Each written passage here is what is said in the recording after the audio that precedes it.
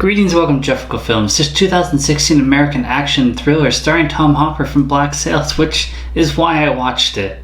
So let's review Kill Ratio.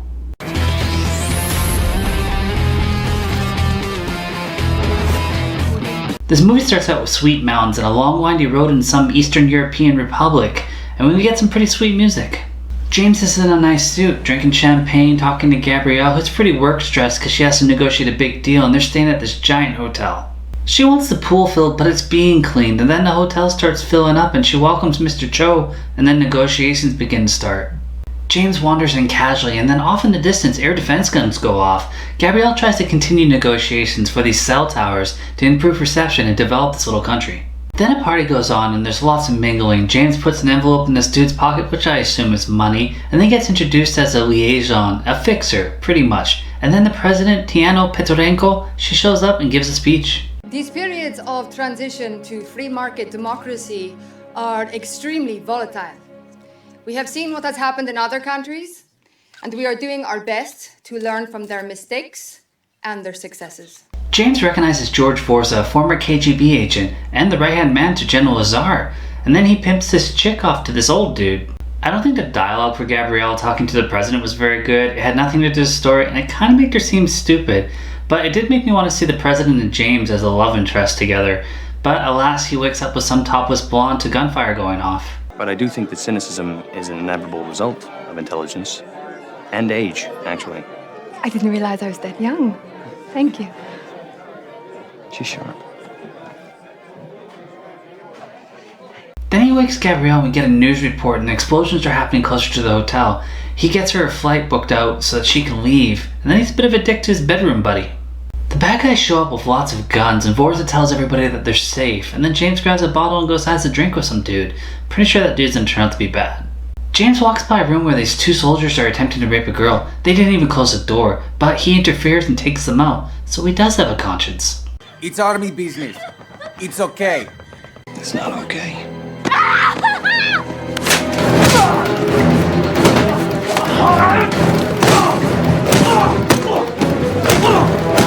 He goes back to his room and the news report confirms that the president's dead, so he grabs his passports and some money. Then he gets a call from Gabrielle, because I'm guessing she didn't get to the airport. These soldiers are pretty casual and don't seem to care what's going on. Gabrielle gets back to the hotel in a taxi, and inside the trunk is the president. She's only been shot. So James helps her get inside the hotel, and then he sneaks back in and has to lie to a few of the guards. Hey, What? you stay inside now. No more cigarettes. All right. You're the boss. James meets up with him in the stairwell, and Gabrielle stays in there, and she goes downstairs with the bad guys. We find out that Matt Gibbons is the guy in a suit. Also, they let her go back up to her room later too, which is kind of odd. The hooker tries to leave, and they decide to shoot this one. Like, what the hell? Evil bad guy character consistency, please. You've let everybody else just casually leave and go places.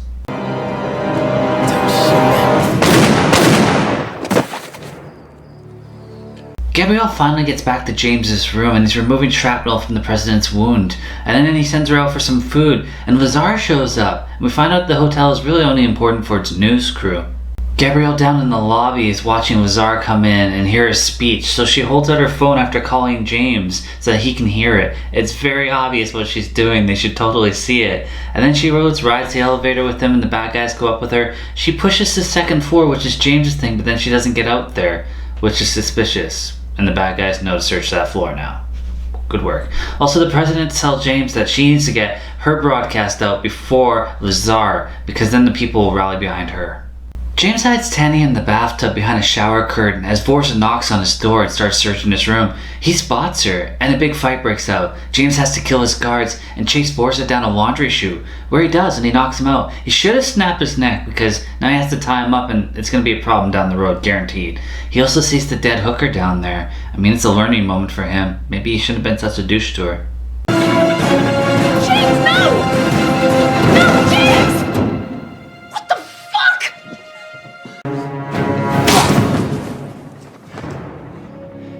Down in the lobby, bellboy Victor has a plan, and he lightly charges and shouts Lazar's name, and then he's subjected to a speech from Lazar before they have a fight. which Victor loses. So Lazar offers him swords, and they battle with swords, and he loses that battle too.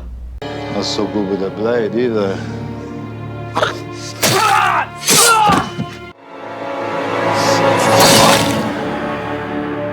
James wanders off for a bit. This is really a poor man's Die Hard. And Gabrielle gets back to the room and sees there's blood everywhere from the fight, and so she starts cleaning it up. It's so stupid. Just close the door. Nobody has to go in there. You can lock it too.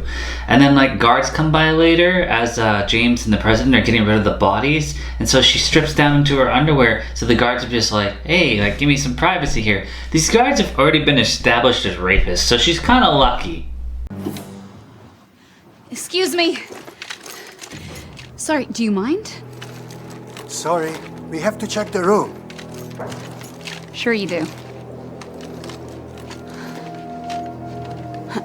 James realizes Lazar is up to something and that he has a fixer, so he goes and finds that guy he had a drink with earlier, and then they chat.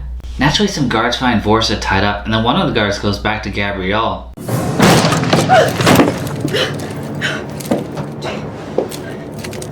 Time for a party. James messes with the mind of Fixer Dude, telling him that he's working for Vorsa, who's Lazar's right-hand man, so like he's working against his own boss, according to the Fixer Dude's thoughts now. Also that the president's still alive working with Vorsa. So Fixer Dude's like, oh, let's go back to your room and you can prove this to me. We jump back to the room where the guard is still working on that rape. Gabrielle manages to make a phone call during this attack and call the president for some help, and she comes down with a gun and takes out the guard. And then James gets down there and there's a gun point off between him and the Fixer Dude. And then some guards show up and he has to take them all out.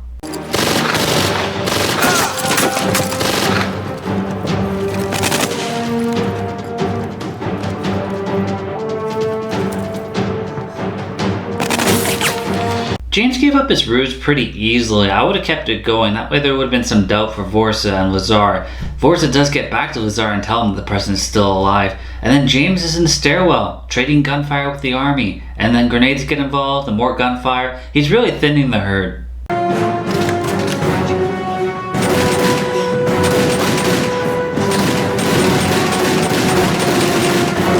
Suddenly it's daytime, which is kind of a weird transition, and thank God the guards have masks, because then they can just keep reusing them. And I don't even know what to say about this hostage situation. It's like nobody knows how to take hostages. Didn't you even see a movie? You're not supposed to let them do whatever they want. You are too late. The people know that I am alive. Your little adventure is over. And what if they see you shot dead on live TV? The president gets her message off, and then the general shows up and he plans to kill her, but Vorsa says they need to escape.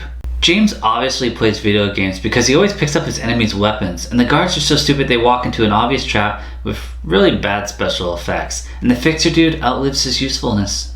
So why do we need this idiot? Now just a minute, General. I'm your friend. I'm your friend. After all the things that we've been through, you're gonna do this to me? The lobby staff decide to stop the general from leaving, and then James shows up and challenges him to a sword fight. You know, I've seen too many guns today. I'd rather sell this the old way. I've been looking forward to meeting you, Mr. ex-CIA.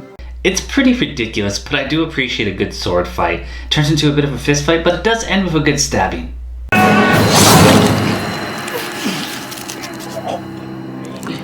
Vorsa then tries to kill James, but the hotel staff is full service. Traitor!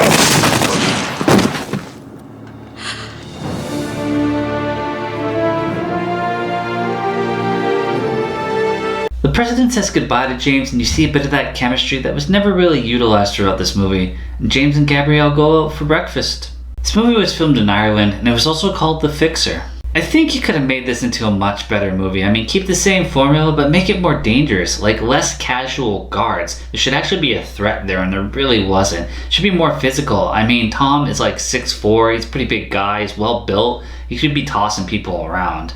And there should have been a better connection between him and the president. Maybe something that she would have had to walk away from at the end because of her presidential duties. You can call me James, by the way. Oh. In another life, maybe.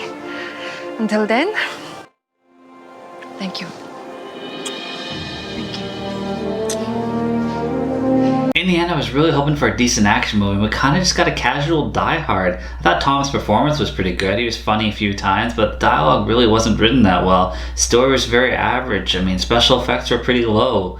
So much more they could have done with this. So really, if you're gonna watch it, I'd say you're watching it just to kind of learn what not to do and like how to build a film around a very low budget. Well, as always, thanks for watching.